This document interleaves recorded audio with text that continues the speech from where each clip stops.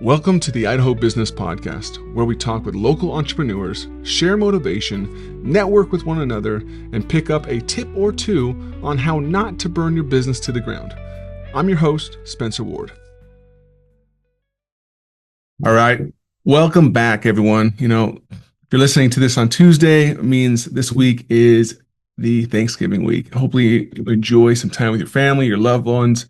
Just get out there and relax a little bit and reset.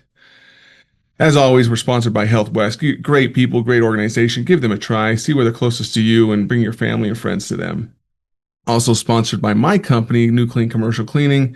If you need any of janitorial services, carpet cleaning to window cleaning to everything you need, give us a holler, 208-254-7070, serving from Twin Falls to Rexburg. Let us make your life easier for you.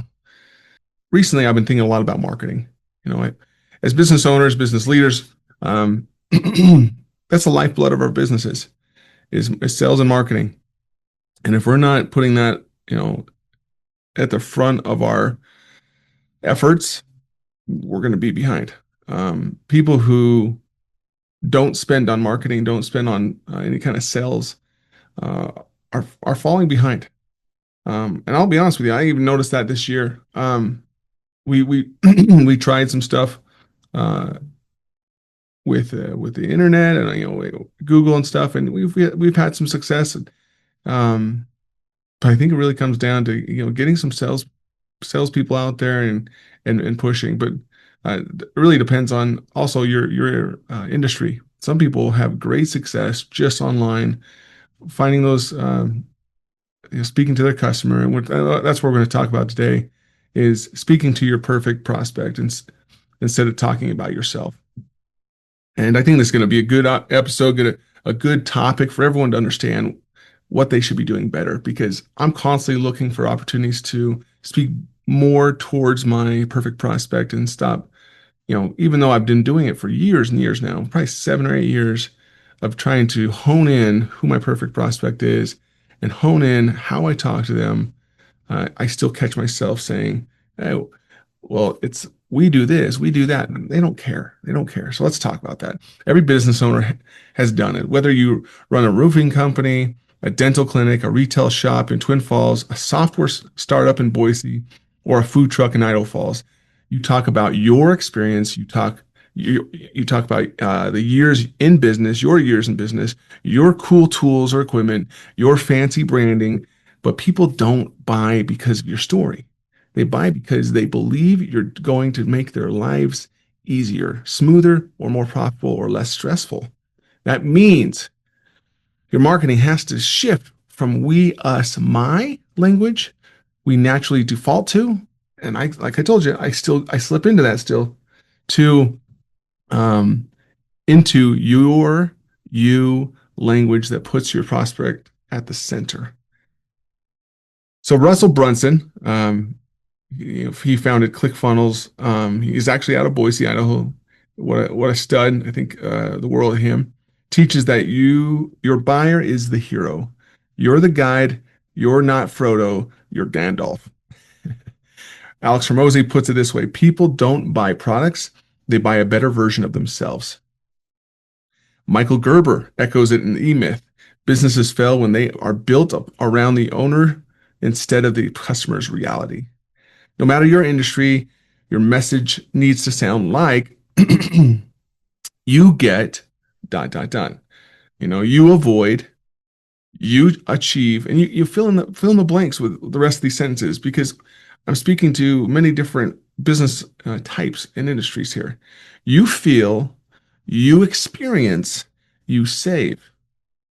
Like in my industry, people are concerned with, are you doing the job that you hired your janitorial company to do? Do you find yourself cleaning up after your janitorial company? Those are the things that stem and poke at the people that you're trying to target, because they're feeling these things. And I'm going to get to you how I know this kind of stuff. It's not just from me being in the industry for so long. It's because I've listened. This instantly makes your message sharper for any businesses. It doesn't matter if you're a landscaper, chiropractor, mechanic, attorneys, contractors, you own a boutique, consultants, pet services, you name it. This works. So tune in, keep keep listening. You can't speak clearly until you know exactly who you're speaking to. Not an entire market, not an entire demographic, not a small business owner or homeowner. Your perfect prospect, you know, Mike Campion, one of my old coaches and and friend still to today, uh, he helped me understand this and helped me change the way I think, the way I do everything now. Um, but he taught me that clarity about your perfect prospects beats every marketing tactic, every ad, every clever slogan. Okay, let's dive into it. So let's identify. How do we identify your perfect prospect? Because you're probably thinking, yeah. I've heard about perfect prospect. I've heard about what my avatar is, but maybe you've never learned how to do it. Let's go down it. Let's go down this list. Um, so no matter the business, demographics filter out the noise. So the first thing you need to look at, is age or age range, income, and this is like this is of the people who are your perfect prospects, the actual people, the decision makers now. So the age range, their income levels. So if you're, in residential services, if you're a boutique or you're a roofer or you're any kind of stuff like that, or even a home cleaner, maybe you find an income level that's the people you're targeting, the role, decision maker or influencer, location and distance from your service area, size of the job or value of your customer, frequency or purchase cycle. These are the things you need to know about demographics. For a dentist, this might be families within 15 miles. For a contractor, it might be a commercial property manager. For a fitness coach, it might be a business professional between 30 and 55. For a boutique, it might be women who value unique, high quality items. Demographics tell you who qualifies. Because I know when we first start our companies, all money is good money because we're gonna take anything or anyone that throws money our way because we need something to keep our businesses rolling. But as you graduate and you grow your business, you have to really understand, like, if I market towards the right type of people, I'm going to have the right kind of customers I enjoy dealing with.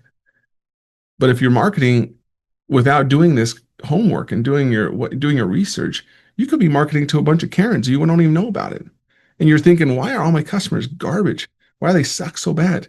Well, you're attracting Karens by the way you're marketing or the message you're sending out. That's attracting who you have. So if you want to change that, you have to change your approach and how you're talking to them. So let's go into psychographics. This is very important. This is the heart of the episode right here. Psychographics show you why they buy, what they fear, what frustrates them, and what they want. Okay. So what we're going to do here, is you need to go and visit your perfect prospects. You can even be one of your perfect customers, but if you're going to go to one of your perfect customers, you also need to go at least to three more people who aren't your perfect customers, but you think would be a perfect customer, and then ask them this survey, and just say, hey, I just want to sit down with you. Can I ask you a couple questions? Be like, hey, if you spend 5 to 10 minutes with me, you know, offer them something free, a value that adds value to their life. If you're a roofer, be like, hey, if you do this for me, I'll get up on your roof and I'll give you a free, I don't know what you call it, just inspection of your roof to tell you how many years left you have on it. Okay. Or whatever. If you're a boutique, be like, hey, here's a 50% off code to my store. Whatever it is, just something of value that would mean something to these people. So let's talk about these survey questions. So you're going to do the demographics, you're going to find that out yourself. And on these survey questions, you're going to be asking, like, if you had a magic wand, what would what would they want from your service? What's the biggest frustration with people in your industry? How long have you dealt with this problem? What have they tried in the past? What would cause them to fire someone? What would you have to do to for them to rave about you? Okay. And then how would it feel if this problem disappeared? Okay. You learn a lot from this. This applies universally. A roofing customer wants the job done fast, safely, and without surprise costs. A spa customer wants reliability, comfort, and zero stress. I'm just spitballing on this kind of stuff. A tax client wants clarity and zero financial anxiety. A retailer's customer wants ease, quality, and good value. Psychographics tell you their emotional drive, and that is what your marketing should talk about. So let's move on to where they hang out. So we know about the demographics, we know about the psychographics. Now, how do you find these people? How do you get in front of these people? Let's get into that. Okay. Um, every Idaho business has to know where its perfect prospect spends their time and gives their attention to. The survey continues. Okay. These are the questions you're going to continue to ask. What websites do you visit? What podcasts do you listen to? What YouTube channels do they follow? What professional groups are they in? Who are the vendors they trust? Okay. This tells a lot. A construction company might find their prospects at BOMA, chamber events, or LinkedIn. A boutique might find theirs on Instagram or local events. A pest control company might target property managers on Facebook or real estate groups. A consultant might find their podcast a consultant might find theirs on podcasts or business masterminds. This tells you exactly where your marketing should live. Because some people do really good on Instagram and maybe less on Facebook, or maybe it's 50-50. Some people do very well just on Google Ads, because these people are on YouTube and all that kind of stuff. Because who owns YouTube? Google. Okay. And when you're searching on Google, you know, and they're following a certain YouTube channel or something like that, you can really leverage that. Okay. So now let's turning clarity into your marketing. This is key right here, guys. Once you've identified your perfect prospect, excuse me, rewrite your marketing, rewrite your website, rewrite your estimate or sales script, rewrite your social posts. From we've been doing this for 15 years to you never worry about dot dot dot. You get predictable results dot dot dot. Fill in the gaps here, guys. You avoid costly mistakes dot dot dot. You experience more time, less stress dot dot dot. Okay, fill in the gaps. This is just examples here. Pull their top 3 pains straight from the survey. Those become your headlines when you're advertising and marketing towards them. This works for any business: restaurants, landscapers, contractors, salons, mechanics, real estate agents, financial advisors, all of them. Now, not everyone is great on the spot. That's normal. I get it. You know, and I'm not believe it or not, so this guy who has this podcast, I'm not always great on the spot. My mind just doesn't, you know, keep up sometimes when I need to be uh, at my best. So if you're one of those people that get a little nervous or just don't feel like 100% when you're talking to people, number one, you need to do it more often so you feel more comfortable. And number two, have a leave behind that does some of the selling for you after the conversation ends.